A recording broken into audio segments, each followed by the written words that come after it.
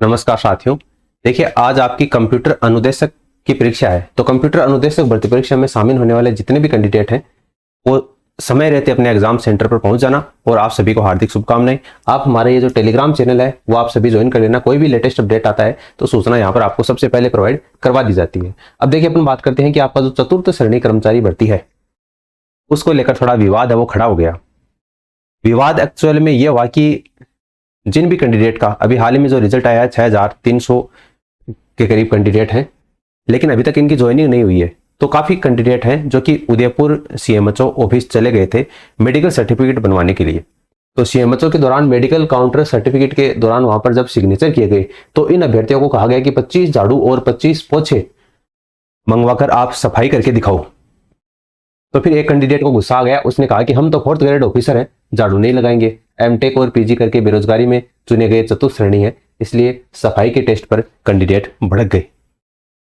देखिए, आपको बताऊं कि चतुर्थ श्रेणी कर्मचारियों के पदों पर उच्च शिक्षित अभ्यर्थी और सरकारी वर्क प्रोफाइल के बीच का विरोधाभास है वो सामने आने लगा है। जैसा कि रोजाना कमेंट आता है, आप सभी को पता है, सफाई अभियान करवाने को लेकर अभ्यर्थियों में काफी आक्रोश है।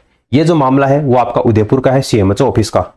मुख्य चिकित्सा जो अधिकारी, स्वास्थ्य अधिकारी होता है, कार्यालय वहां का है, जहां ज्वाइनिंग से पहले मेडिकल और फिटनेस सर्टिफिकेट पर काउंटर सिग्नेचर करवाने पहुंचे नव चयनित चतुर्थ श्रेणी कार्मिकों को अजीबोगरीब परीक्षण से गुजरना पड़ा। अब यह परीक्षण तो अजीबोगरीब ही है। इसमें कार्यालय में मौजूद जो स्टाफ था, वहां पर सीएमएचओ ऑफिस में वहां पर जो स्टाफ था, उस स्टाफ ने अभ्यर्थियों से कहा कि 25 झाड़ू और 25 पोछे मंगवाकर दे और सफाई करके दिखाएं कि वे कैसा काम करते हैं। इस पर जो उच्च शिक्षित धारी जो कैंडिडेट हैं वो भड़क गए। उनका ये कहना है कि खुद को, ये एक अभ्यर्थी ने तो खुद को 4th ग्रेड ऑफिसर बता दिया और कहा कि झाड़ू पोछा लगाने से इनकार कर दिया। अब ऑफिसर वाली जो मानसिकता है वो आपकी कोचिंग वालों से आई है, मैंने आपको पहले ही बताया था, ठीक है। तो इनकार कर दिया। उसके बाद में उसके समर्थन में बाकी जो अन्य कैंडिडेट हैं वो भी उतर आए। भाई, एक के बोलने की देर होती है, जैसे एक जना बोल जाता है उसके बाद में बाकी सारे बोलने की हिम्मत है वो भी जुटा लेते हैं। तो एक कैंडिडेट ने कहा कि हम 4th ग्रेड ऑफिसर हैं, हम झाड़ू नहीं लगाएंगे। उसके बाद में उसके पीछे बाकी जो कैंडिडेट हैं वो भी उसके समर्थन में उतर आए। आपको बता दूं कि जो भी 4th ग्रेड कर्मचारी भर्ती में भी लगे हैं उनमें अधिकांश बच्चे हैं जो कि आपके ग्रेजुएशन के पार हैं। कहने का मतलब है, कुछ बच्चे ऐसे हैं जो आपकी बीटेक की रखी है, कुछ एमबीए, एमए, बीएड और एमएड जैसी डिग्रियां हासिल कर रखी हैं। उच्च शिक्षा के बावजूद बेरोजगारी के दौर में इन्होंने चतुर्थ श्रेणी पद को चुना, लेकिन दफ्तरी स्तर पर फिटनेस प्रमाण पत्र के नाम पर ट्रायल की शर्त पर अभ्यर्थियों ने तीखा विरोध दर्ज करवाया है। 53,750 पदों पर होने वाली जो भर्ती है उसके अंतर्गत अब जो आपका उदयपुर संभाग है, उदयपुर संभाग को ही आपके 1400 कर्मचारी हैं वो मिलने हैं, ठीक है। इन 1400 कर्मचारियों की सिफारिश है वो उदयपुर संभाग को भेजी गई है। और जो आपके 6339 कैंडिडेट का अभी हाल ही में रिजल्ट आया है उसमें शासन सचिवालय के 133, आरबीएससी के 6 और आपका प्रशासनिक सुधार विभाग के अंतर्गत गैर अनुसूचित क्षेत्र के 5,991 और अनुसूचित क्षेत्र के 209 कैंडिडेट मिले हैं। टीएसपी क्षेत्र के तहत उदयपुर संभाग को लगभग 1200 से 1400 कैंडिडेट हैं वो आवंटित हुए हैं। और इनके डॉक्यूमेंट्स सत्यापन के बाद में जिनको स्कूल शिक्षा विभाग मिला है वो स्कूल शिक्षा विभाग में, जिनको हॉस्पिटल मिला है वो हॉस्पिटल में, तहसील और पंचायत समिति स्तर पर इनको पदस्थापित कर दिया जाएगा। लेकिन जो आपके उदयपुर संभाग के जो सीएमएचओ हैं, मुख्य चिकित्सा और स्वास्थ्य अधिकारी, उनका यह कहना है कि नियमानुसार विभाग से जो वर्क प्रोफाइल तय किया गया है कार्मिकों को उसी के अनुसार काम करना होगा। फिलहाल अभ्यर्थियों को नियमानुसार फिटनेस सर्टिफिकेट जारी किए जा रहे हैं, यानी एक बार तो मैं फिटनेस सर्टिफिकेट जारी करके दे रहा हूं इनको, लेकिन नियमानुसार जो विभाग ने काम तय किए हैं वो काम आपके चतुर्थ श्रेणी कर्मचारियों को करना ही पड़ेगा। यानी कहने का मतलब है कि जो साफ सफाई वाला काम है वो करना ही पड़ेगा, ऐसा कहना है आपके उदयपुर के जो सीएमएचओ है उनका। इसके अलावा उदयपुर के जो सीएमएचओ है उन्होंने कहा है कि अस्पताल हो या दूसरे दफ्तर, ड्यूटी में सफाई को लेकर ये सारे शामिल है। उन्होंने कहा कि स्वास्थ्य विभाग में अगर कोई आपको जिला अस्पताल मिला है या प्राथमिक स्वास्थ्य केंद्र या सामुदायिक स्वास्थ्य केंद्र जो भी आपको मिला है, वहां पर वार्डों की स्वच्छता, मरीजों के बेड लगाना, स्ट्रेचर, व्हीलचेयर सहायता और लैब सैंपल पहुंचाना और रिपोर्ट लाना, ये आपकी चिकित्सा विभाग के अंतर्गत काम होता है। शिक्षा विभाग में जिन भी कैंडिडेट को स्कूल या कॉलेज शिक्षा विभाग मिला है वहां पर परिसर की सफाई करवाना, समयानुसार घंटी बजाना, शिक्षकों को शिक्षण सामग्री और पेयजल देना, ब्लॉक और जिला स्तर तक डाक पहुंचाना और लाना। और जिनको प्रशासनिक दफ्तर मिला है, जैसे कलेक्टर मिला है या तहसील या फिर पीडब्ल्यूडी विभाग मिला है, दफ्तर खुलने से पूर्व सफाई करना, फाइलों की रख रखाव करना, शाखाओं के बीच फाइल मूवमेंट करना और बैठकों में जलपान की व्यवस्था करना। तो हर एक विभाग के अंतर्गत अगर आपने ध्यान से देखा है तो यहाँ पर देखो, वार्डों की स्वच्छता, परिसर की सफाई, प्रशासनिक दफ्तर में दफ्तर खुलने से पूर्व सफाई, यानी कि जो सफाई का कार्य है वो हर एक विभाग के अंतर्गत मुख्य रूप से प्राथमिकता के रूप में रखा गया है।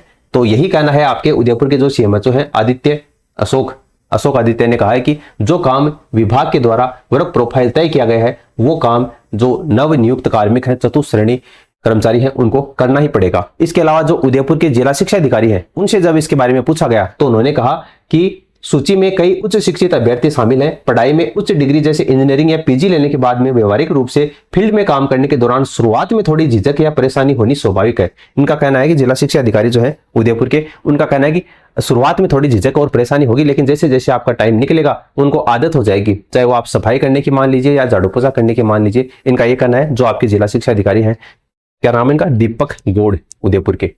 तो ये आपके चतुश्रेणी कर्मचारी को लेकर थोड़ा विवाद है वो हो गया था। उदयपुर में खासतौर से सीएमएचओ कार्यालय है, मेडिकल सर्टिफिकेट बनवाने के लिए कैंडिडेट गए थे उनके बीच में। बाकी आपका क्या मानना है ये सफाई वाले कार्य को लेकर, आप नीचे कमेंट सेक्शन में कमेंट करके जरूर बताना। और कल आपकी दैनिक भास्कर में ये न्यूज है वो प्रकाशित हुई थी कि जीके में 40% की बाध्यता खत्म होगी। इसको लेकर शाम होते होते आरपीएससी के जो अध्यक्ष है उन्होंने कह दिया कि ये जो खबर प्रकाशित की गई है दैनिक भास्कर में ये पूरी तरीके से फर्जी है। अभी तक हमारा पेपर फर्स्ट और पेपर सेकंड में अलग अलग जो 40% नियम है वो लागू रहेगा।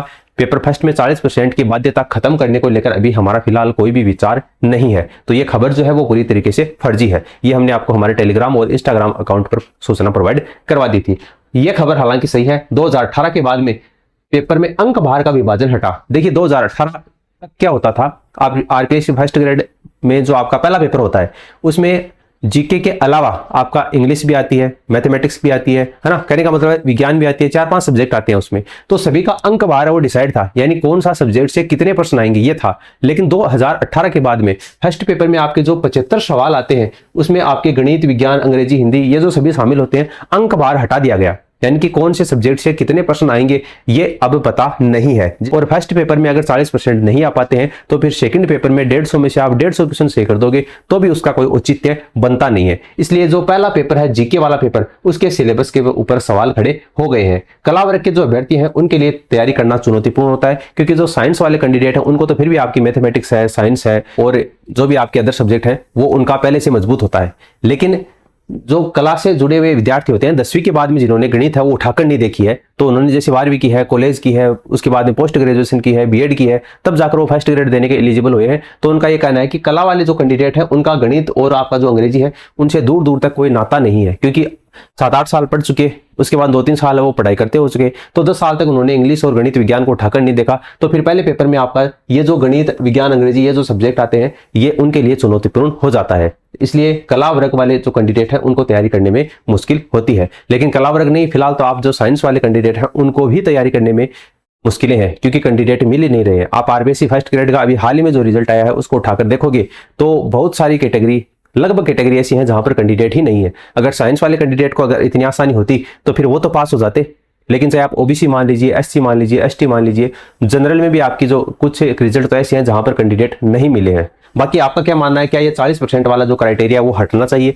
पहले पेपर से भी? वो आपका जो भी ओपिनियन है वो आप नीचे कमेंट सेक्शन में कमेंट करके जरूर बताना।